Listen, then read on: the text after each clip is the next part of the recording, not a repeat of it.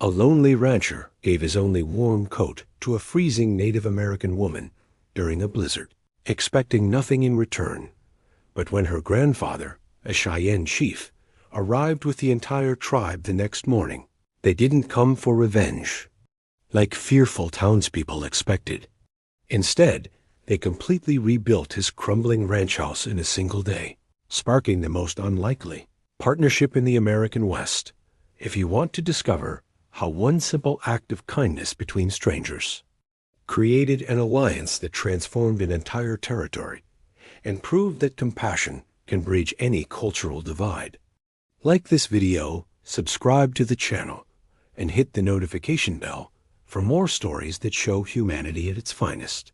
Can a single gesture of warmth melt decades of mistrust between two peoples? The December wind cut through the Colorado territory like a cavalry saber, driving snow so hard that Jake Morrison could barely see his own barn 20 yards away. At 38, Jake had lived alone on his small ranch for 7 years, ever since a mining accident had left him with a permanent limp and a deep distrust of crowded places. His ranch sat in a valley 30 miles east of Denver, isolated enough that he could go weeks without seeing another soul, which was exactly how Jake preferred it. People meant complications, and he'd had enough complications to last several lifetimes. The cabin he called home was barely more than a shack one room with a stone fireplace, plank walls that let in wind through every crack, and a roof that leaked in at least 3 places.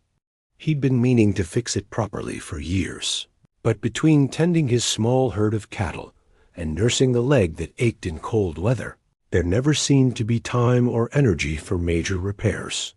Tonight, as the blizzard howled outside, those leaks had become waterfalls of melted snow. Jake had positioned every pot and bucket he owned to catch the drips, creating a symphony of metallic pings that competed with the wind for loudness. He was stoking the fire when he heard something that didn't belong to the storm, a sound almost like crying, but weaker, more desperate. Jake paused, poker in hand, listening intently. There it was again, coming from somewhere near his front door.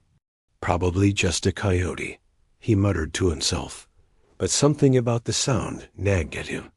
It was too rhythmic, too human. Jake pulled on his boots and heavy coat, the only warm garment he owned, and stepped into the blizzard. The cold hit him like a physical blow, and he immediately understood why he'd been hearing crying. No living thing should be out in weather like this.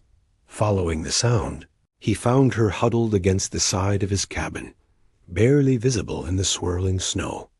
A young Native American woman, maybe 20 years old, wearing a thin doeskin dress that offered little protection against the brutal cold.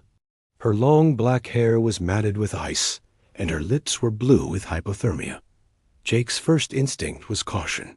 Relations between settlers and the Cheyenne had been tense since the Sand Creek Massacre 25 years earlier.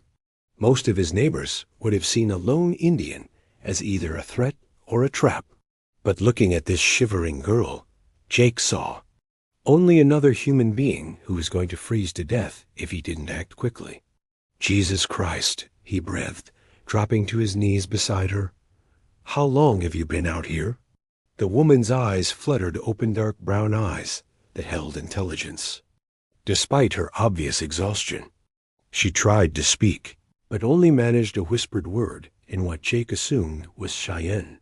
Without hesitation, Jake stripped off his heavy wool coat and wrapped it around her thin shoulders. The cold immediately began seeping through his flannel shirt, but he ignored it. This woman needed warmth more than he did. Can you walk? He asked, gently helping her to her feet. She nodded weakly, leaning heavily against him as he guided her to his cabin door.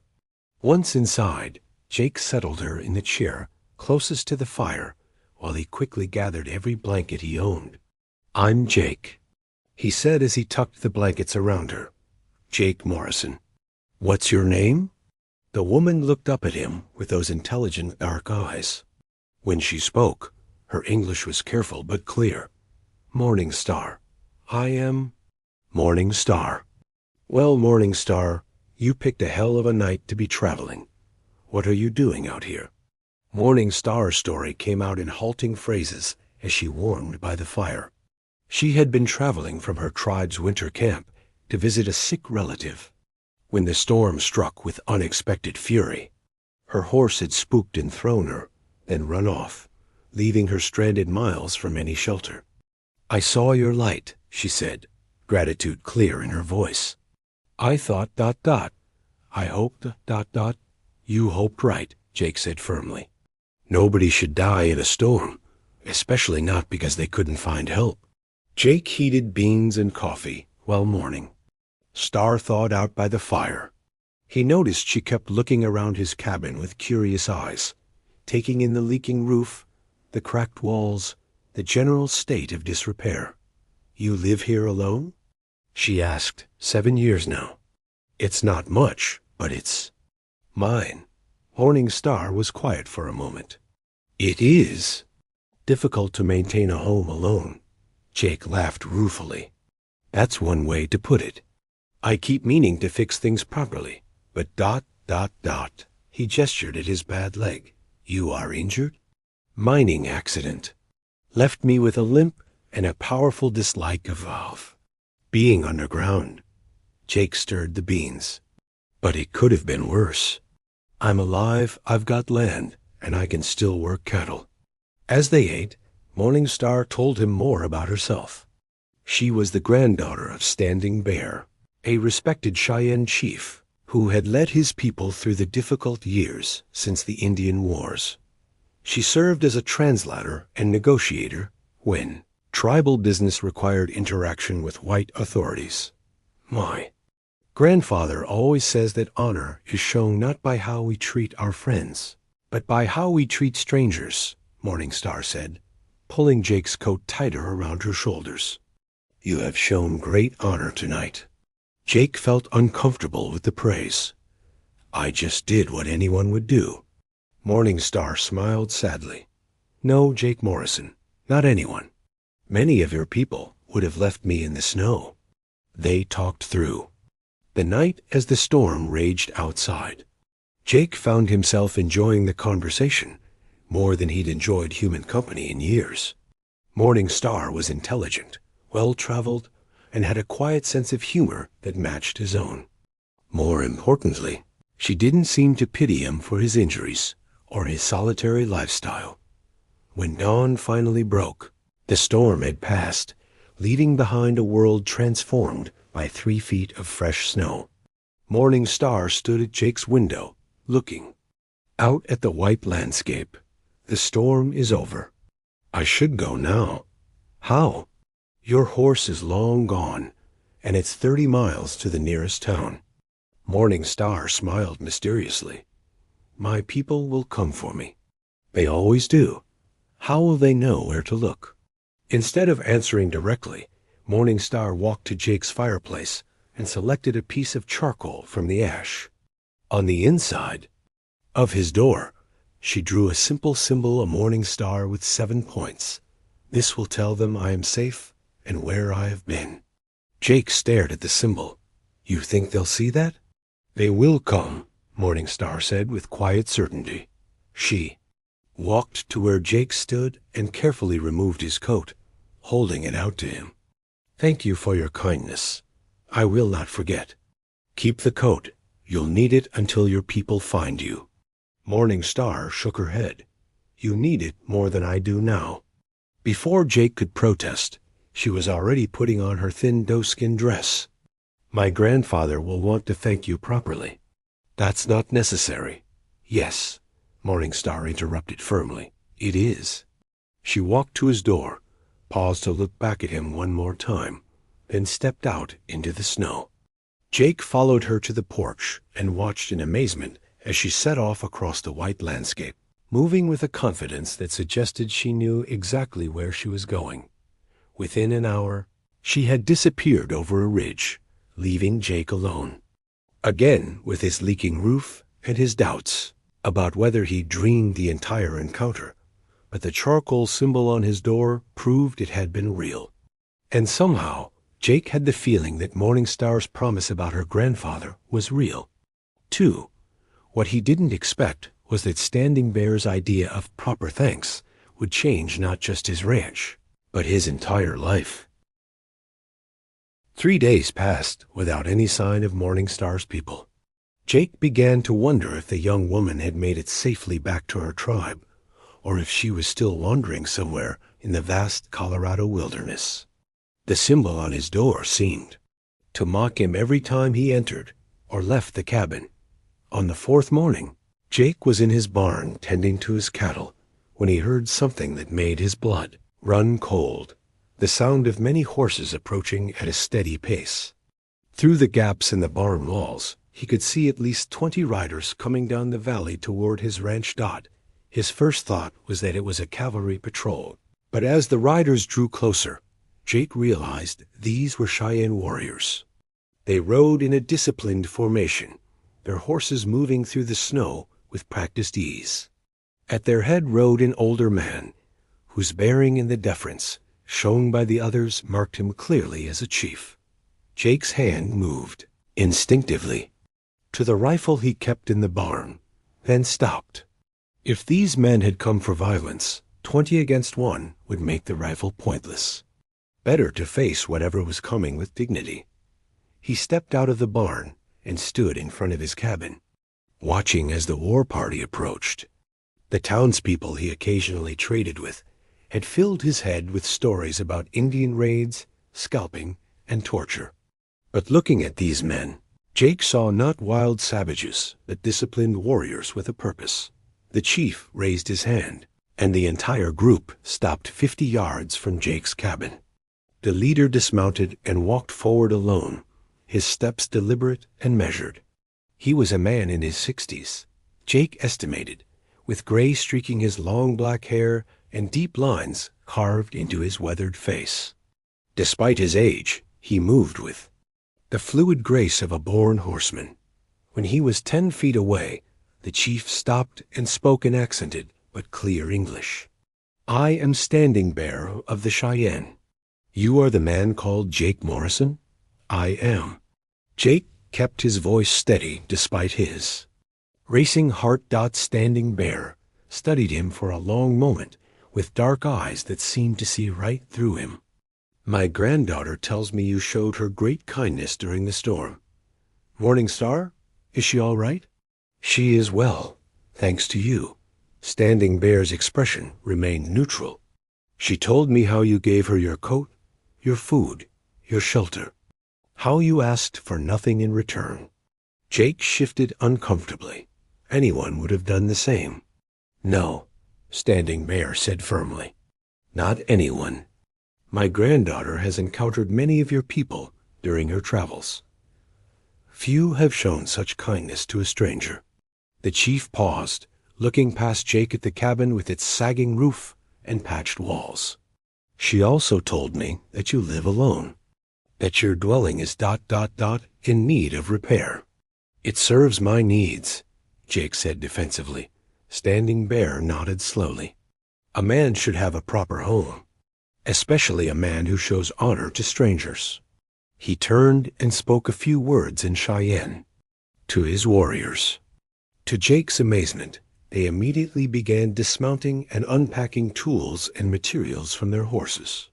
He saw hammers, saws, nails, and bundles of what looked like fresh-cut timber. "What are you doing?" Jake asked, confused.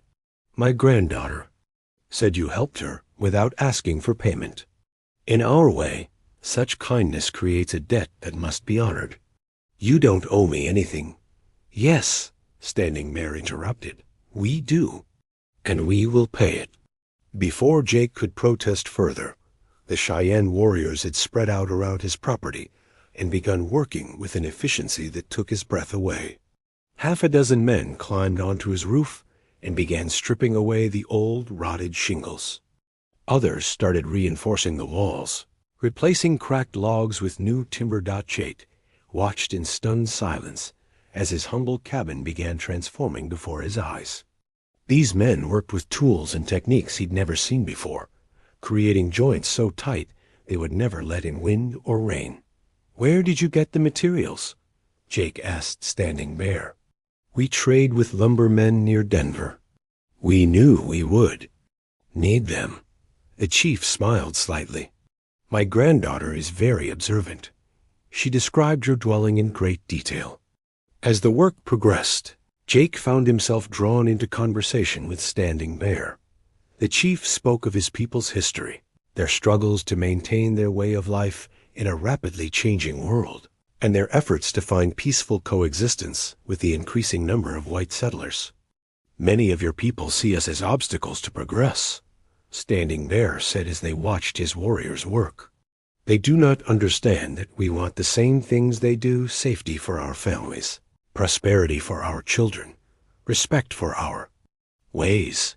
And many of my people are too quick to judge," Jake replied. "They hear stories and assume all Indians are the same." Standing Bear nodded approvingly. "Wisdom often comes from seeing beyond the stories others tell us." By midday, Jake's cabin had been completely re-roofed with cedar shingles that would last for decades. The walls had been reinforced and chinked with a mixture that would keep out even the worst winter storms. But the warriors weren't finished. Working in teams, they began building additions to the cabin: a proper kitchen, a second room that could serve as a bedroom, and a covered porch that wrapped around two sides of the building. Jake tried to object, but this was too much. But Standing Bear waved away his protests. "A debt of honor has no limits," the chief said simply. As the afternoon wore on, Jake noticed that the work was attracting attention. Several of his distant neighbors had ridden over to investigate the unusual activity.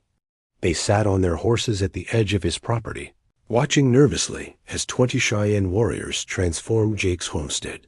One of them, a rancher named Tom Bradley, whom Jake barely knew, finally worked up the courage to approach.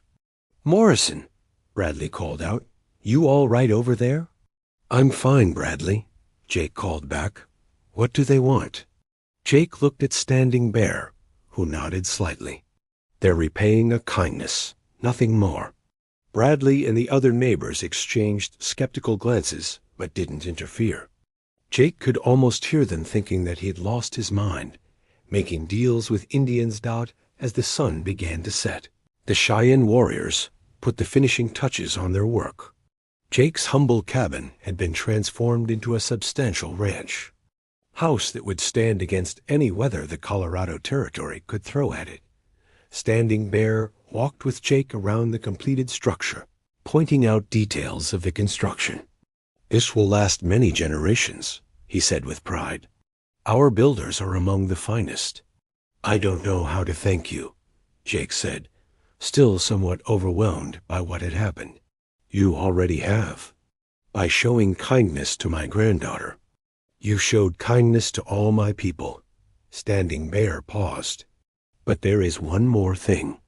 He gestured to his warriors, who brought forward several horses and a large bundle wrapped in buffalo hide.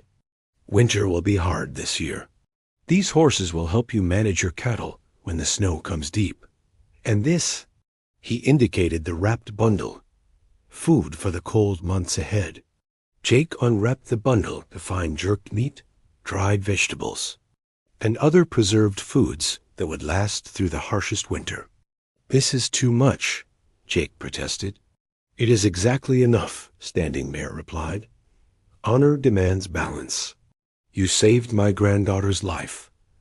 We save your comfort and prosperity." As the Cheyenne prepared to leave, Standing Bear clasped Jake's hand in the white man's fashion. "You are welcome in our camp any time, Jake Morrison. You have proven that kindness can exist between our peoples." "The same invitation stands here," Jake replied. "Your people will always be welcome on my land." Standing Bear smiled, the first genuine smile Jake had seen from him all day. Perhaps our peoples are not so different after all. As the warriors mounted their horses and rode away into the gathering dusk, Jake stood in front of his transformed home, still scarcely believing what had happened. His neighbors remained at the edge of his property, clearly wanting to ask questions but afraid to get too close. Finally, Tom Bradley rode over. "Morrison, what the hell just happened here?" Jake looked at his new house, thought about morning, Star shivering in the storm, and smiled. "I learned that kindness has a way of coming back to you," he said. "Sometimes in ways you'd never expect." The wind had a bite to it that winter, the kind that cuts through even the thickest coat and makes a man grateful for every sturdy wall around him. After the Cheyenne helped me rebuild my ranch, word spread fast across the Colorado Territory. Some folks called it a miracle. Others whispered it was a sign of trouble. When I rode into Cedar Falls for supplies, I found myself both the subject of admiration and suspicion. Men bought me drinks, eager to hear tales of Indian magic, while others crossed the street, their eyes sharp with distrust. At Frank Garrett's store, he pulled me aside and warned that some townsfolk were talking about forming a committee to investigate my dealings with the Cheyenne. It stung, but I'd always believed a man ought to be judged by his actions, not by the company he keeps. That evening, as dusk painted the sky in shades of fire, Morning Star rode up to my porch. She brought news from her grandfather, Chief Standing Bear. Scouts had seen armed men gathering in Cedar Falls. We talked long into the night, sharing worries and hopes. She told me her grandfather had a proposal. Winter was coming, and it would be harsh. The Cheyenne knew the land, the weather, and how to keep animals alive when the snow came deep. In return for grazing rights for their horses and shelter for some of their young men, they'd help me protect my cattle. It was a fair bargain, but I knew it would rile up the neighbors. Still, I agreed. Morning Star said her grandfather wanted to make it official, to invite the other ranchers to witness our agreement. Maybe, she said, seeing us work together would ease their fears. 3 days later, Standing Bear arrived with his elders and warriors. Word had spread by noon. Nearly every rancher and settler for 50 miles had gathered at my place. The air was thick with tension and curiosity. Some folks hoped for a new beginning. Others expected trouble. Standing Bear stood before my new house and spoke with a calm strength that commanded respect. He explained our partnership: shared grazing, joint protection, mutual benefit. Some ranchers scoffed, worried it was a trick. But others, like Tom Bradley and Frank Garrett, vouched for what they'd seen. Hard work, honest dealings, and healthier cattle than ever. By the end of the day, 5 other ranchers expressed interest in similar partnerships. As the crowd dispersed, I saw a group of men, Bill Hawkins among them, talking in low, angry voices. Not everyone was ready for change. As Standing Bear prepared to leave, he told me the day had gone better than he'd hoped, but warned that change never comes easy.